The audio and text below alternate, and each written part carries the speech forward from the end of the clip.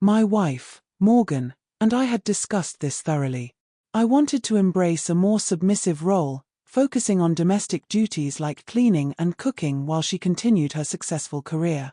She had recently landed a lucrative contract that brought her a promotion and bonuses, which significantly outpaced my middle management salary. With her new responsibilities, having me maintain the home seemed like a good solution.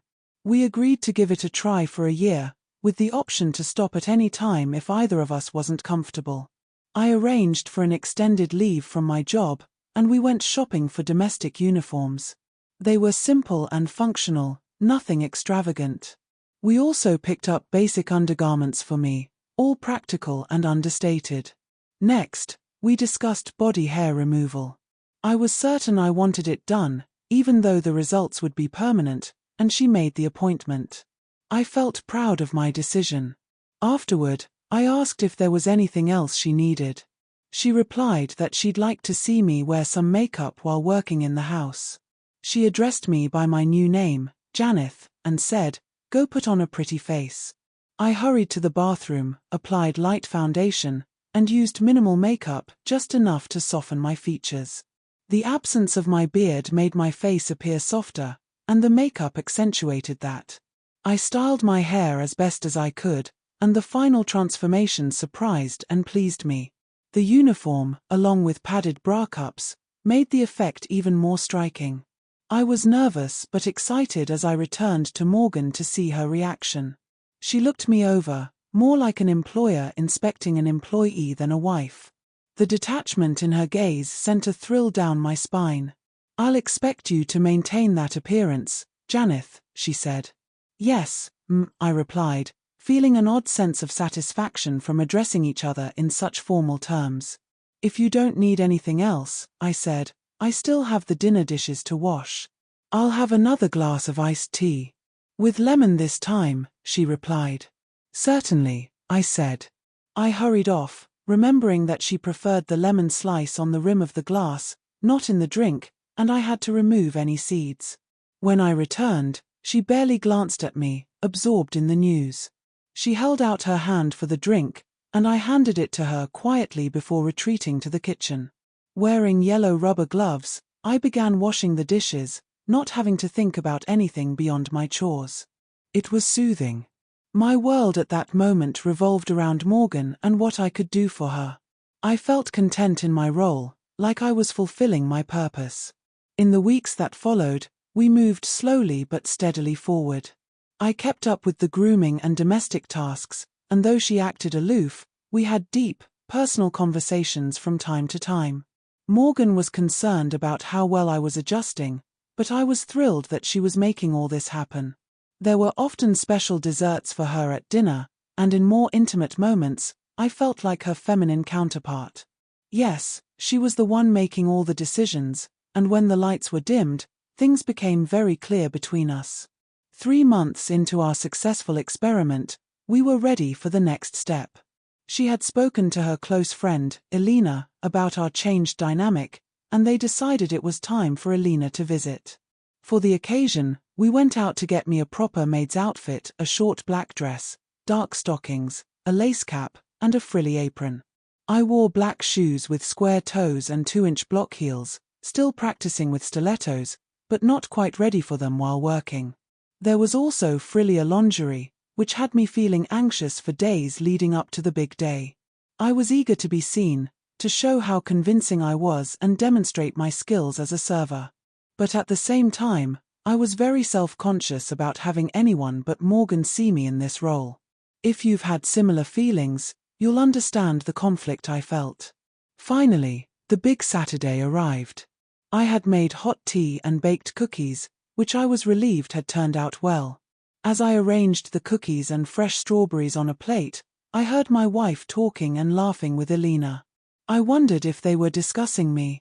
A few minutes later, my wife called, "Janeth, we're ready for tea." "Yes, I answered, barely able to control my nervous voice, but keeping it properly modulated.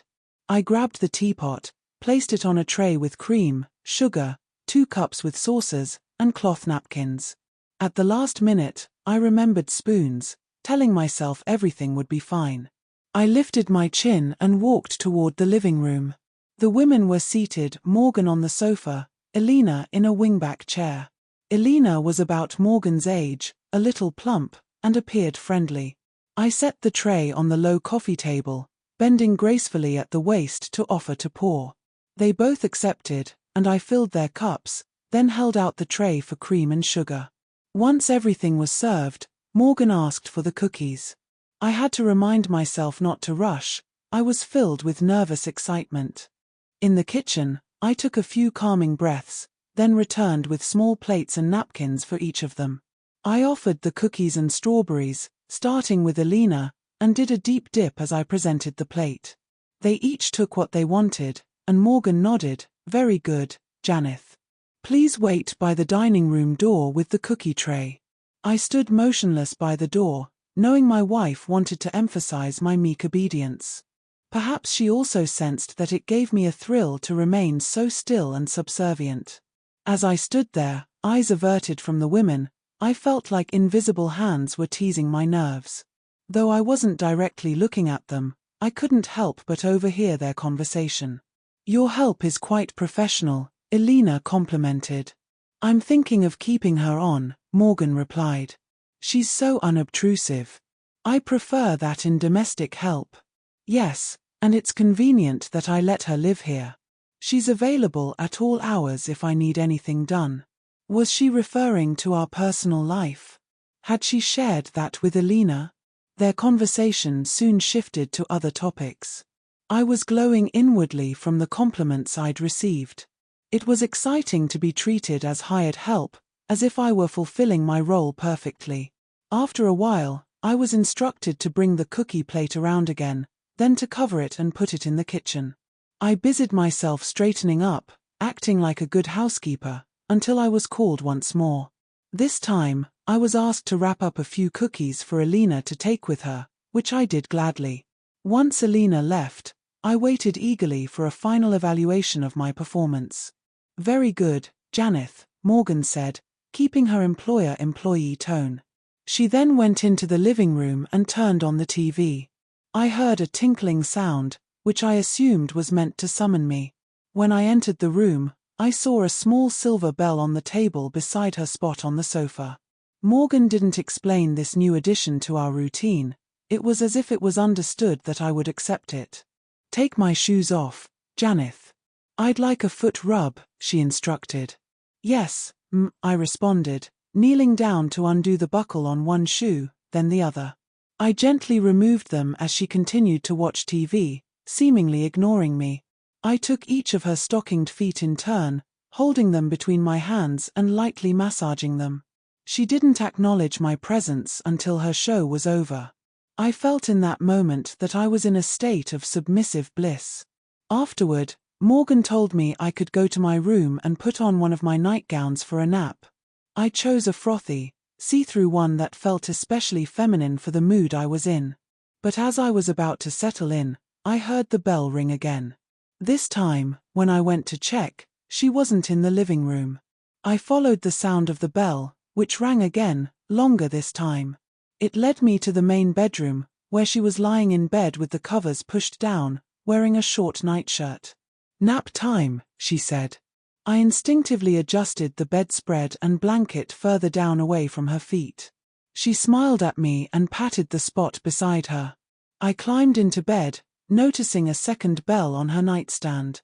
"That was a lovely visit, Janeth. Thanks for doing such a good job," she said, her voice calm and appreciative. "I hope you enjoyed your part in it." "It was wonderful," I replied, feeling grateful. "Thank you for arranging everything and not rushing me into this new development. Do you think Elena will visit again?" "I'm sure she will," Morgan responded, "now snuggle up alongside me. You'll be performing your other duties in a short while, the non-traditional ones." I pressed myself against her, my body flushed with anticipation. "Of course, whatever you wish," I said, meaning every word.